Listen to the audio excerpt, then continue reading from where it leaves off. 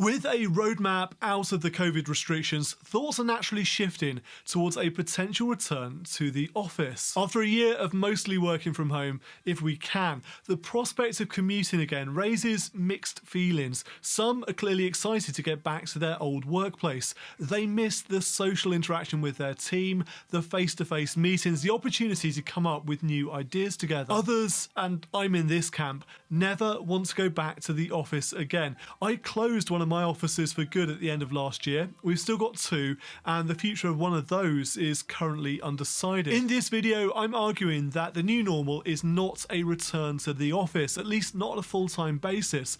There are loads of reasons for this prediction, several of which are linked directly to our personal finances and happiness. That's all coming up in this video. Hi everyone, I'm Martin Bamford, a chartered financial planner, personal finance YouTuber and money author.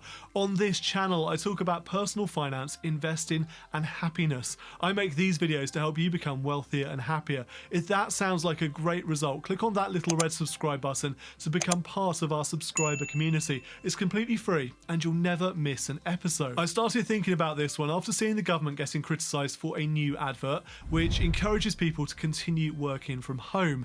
The advert was branded irresponsible for failing to depict an ergonomic workplace. The government advert was targeted at office workers doing their jobs remotely, often at home during the COVID pandemic. It reiterates the government's popular strapline, stay home, protect the NHS, save lives, and introduces a new slogan, every online meeting is making a difference. However, the advert was criticised for showing a woman sitting cross-legged on a sofa using a laptop.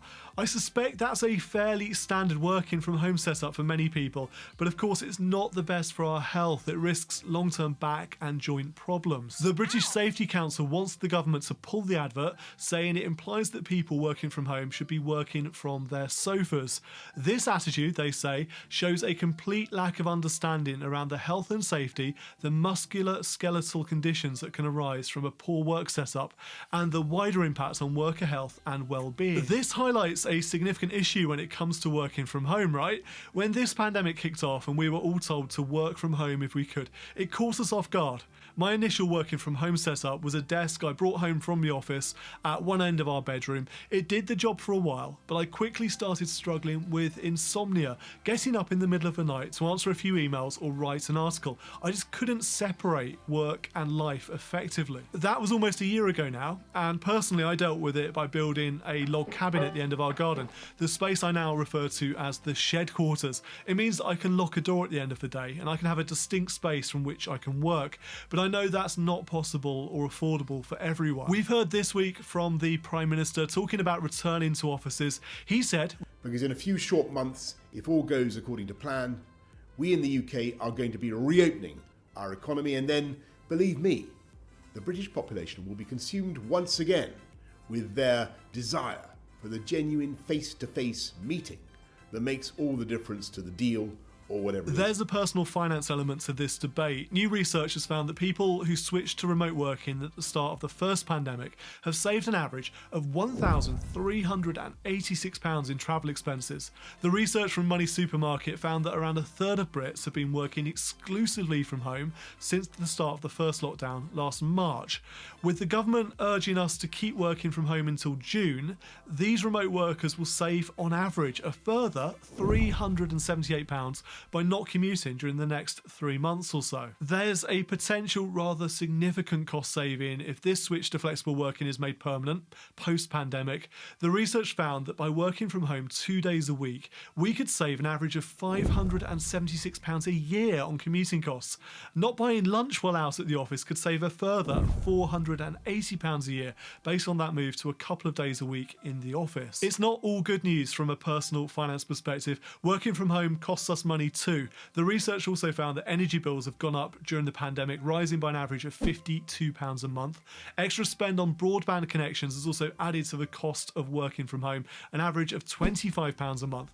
I can identify with that last one, as just last week I placed an order for a second internet connection at our house, so I'll have a dedicated connection for the shed quarters, although our internet bandwidth should get a lot better when the kids go back to school next week. Emma Harvey, money expert at Money Supermarket, said, While working from home comes with its own pressures, many office workers have enjoyed substantial reductions in their monthly commuting costs and on associated spending like lunch. As businesses reopen over the spring and summer, the next few months represents a great opportunity to take advantage of those savings. She added, if you're a season ticket user in normal times, you might also want to consider whether this will be necessary with your post-COVID working arrangements. For example, if you're only going into the office a couple of days a week and you're allowed to travel at non-peak hours, buying yourself an individual ticket might help you save money. I guess the biggest question is this: do people actually want to go back to the office? I can understand why some employers are keen for this to happen. Those that focus on presenteeism rather than productivity will no doubt want their people where they can see them. I suspect that's more likely to be the case in larger businesses where there's less accountability for output, whereas in smaller companies, slacking off is that much harder. From an economic standpoint, there's a motivation to get us back into the office too. Do you remember last summer when Boris Johnson was pleading with remote workers to head back to their offices in an attempt to save the city centre? He had to perform a U-turn pretty soon afterwards when the infection rates shot up again. But there was a great amount of concern that sandwich shops and other city centre retailers would collapse if office workers stayed home. The future of work is likely to be a hybrid, part office, part remote, and that won't suit everyone either. For some, working exclusively from home will be the right choice. For others, especially those without a dedicated space to work from home, going back to the office will be preferable. Although for people living in small spaces, working out of a local work hub where they can flexibly rent a desk might be better than spending an hour or even longer commuting into a city. Sir CARY Cooper, president of the Chartered Institute of Personnel and Development, is an expert when it comes to the healthiest, most productive ways of working. He's a professor of organisational psychology and health at Manchester University and said the evidence pre-COVID was that people wanted to work more flexibly and work partly at home, partly from a central office. That's the hybrid approach I'm talking about. He said the findings showed it enhanced job satisfaction, there was higher productivity and less sickness and absence. But what most people didn't want is what we've been doing in the pandemic: remote work 100% of the time. Could we be heading to a happy middle ground then? Some time spent working at home and some time spent working in the office. If I think about when I'm most productive, it's when I can get my head down and work uninterrupted on meaningful projects. In his book Deep Work, Cal Newport, an associate professor in the Department of Computer Science at Georgetown University, said, the ability to perform deep work is becoming increasingly rare at exactly the same time it is becoming increasingly valuable in our economy.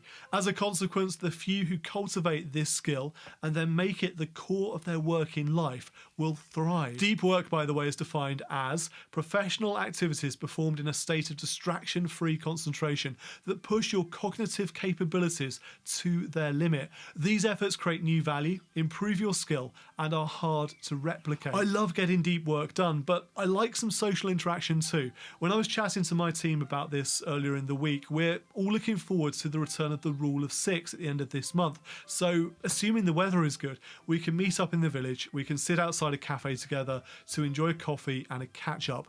And of course, that doesn't require an office. There's a lot of fear about this debate. Those more traditional employers don't appear to trust their employees to get work done unless they are being closely monitored. Take Goldman Sachs, the investment banking giant, for example. Their chief executive, David Solomon, is anti-remote working, calling it an aberration rather than the new normal. Even Google, a generally forward-thinking business, has expressed some concerns that hybrid and remote working, in the long term at least, could hurt its corporate culture. It's continuing to invest in its offices around the world as a result. And then we had Howard DAWBER, who is head of strategy at Canary Wharf Group, who said earlier this week that people are fatigued by working from home and therefore keen to return to the office. He said people are missing office and city centre life, telling the BBC, we've got to the point where there is a lot of fatigue out there. Working from home for the first couple of months of last year, when the sun was shining and people were enjoying perhaps a more flexible environment, there was a sense that this was going to be a short-term process. I think now people are really missing that opportunity to collaborate with and just see their friends in the office, to get your hair cut, to go and get a good coffee at lunchtime, and to do all the life admin things you can do in a city centre. But of course, there's a question of happiness too.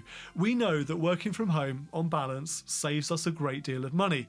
Does the happiness cost of commuting outweigh the happiness benefit of seeing your office buddies? Each time I've accidentally found myself on a train or in a tube carriage during rush hour, I've not been able to avoid noticing just how miserable everyone else looks.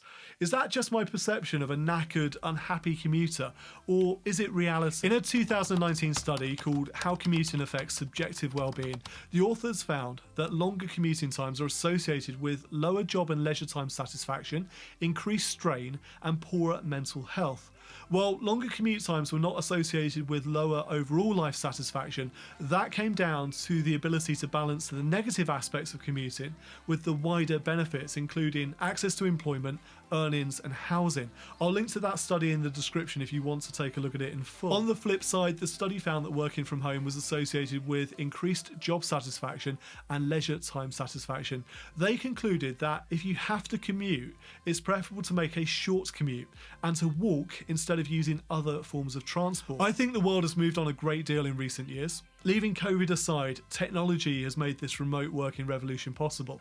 Can you imagine how challenging it would have been to work remotely during the pandemic if it wasn't for superfast broadband and Zoom or MS Teams? There was a transition to remote working taking place before the pandemic even started. We certainly noticed it as an employer. We were competing for candidates with other businesses that had this stuff figured out before we did. Businesses who could offer the benefits of remote or flexible working and therefore could recruit the top talent in our profession. Now that we've all been forced into this way of doing things, it's been fascinating to see it in practice. During the last year, we've recruited new staff who live in different parts of the country. We no longer need to limit our search radius to a reasonable commuting distance of our offices. We're also no longer constrained by our growth ambitions, by the number of desks that we can squeeze into our existing office space. Working from home is not going away once this pandemic is over, once offices can reopen. A recent survey at insurer Aviva found that 95% of its staff would choose to either work remotely full-time or have a flexible home and office split following the end of the lockdown. On a much smaller scale, our employees are telling us much the same. I see those businesses continuing to offer flexible and remote working as becoming the most successful over the coming years. Employees who feel their personal choice is not being well catered for will inevitably vote with their feet. There are challenges ahead for this, sure. We need to find ways to reduce the fatigue associated with working from home and endless Zoom meetings, and we need to incorporate the social interaction missed by so many during this pandemic. But these problems, these challenges, they are not beyond the realms of imagination to overcome. I want to finish this video with a fantastic comment from a discussion about remote versus office working. This was a debate taking place in a Facebook group for financial advisors earlier this week. One of the IFAs debating it said, "When my nan was young, she in a hole in the garden, but she doesn't begrudge the grandkids from having their own bathroom just because she didn't." Progress, people. Progress. Where do you stand on this debate? Are you chomping at the bit to get back into the office in a few months' time? Or will you continue working from home, either exclusively or at least for a couple of days a week? Let me know in the comments. Thank you for watching this video. Until next time, I'm Martin Bamford, and remember, when it comes to your money, the more you know, the faster it can grow.